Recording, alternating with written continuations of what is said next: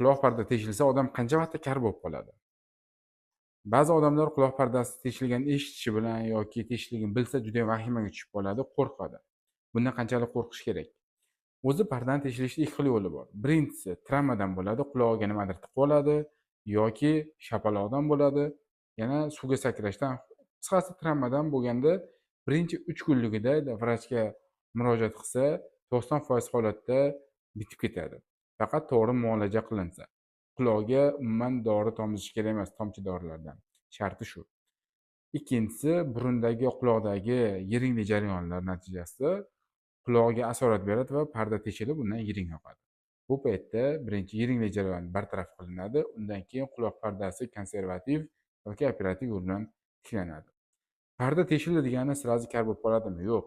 Odamlar, ba'zilar bir umr quloq pardasi teshik holatda yashaydi. Teshik holatda yashashning bitta minus tomoni, oddiy siz dushga kirsangiz yoki cho'milsangiz ham qulog'ingizga suv kirib ketadi va quloqdan yiring oqadi. Bu vaqti bilan yiring oqaverishi borgan sari sizda doimiy bosh aylanishi yoki boshqa asoratlar keltirib chiqaradi. Parda teshik degani tashqi muhitdagi infeksiya to'g'ridan-to'g'ri sterilniy zonaga o'tadigan darvoza paydo bo'ldi degani. Shuning uchun quloq pardangizni ehtiyot qiling.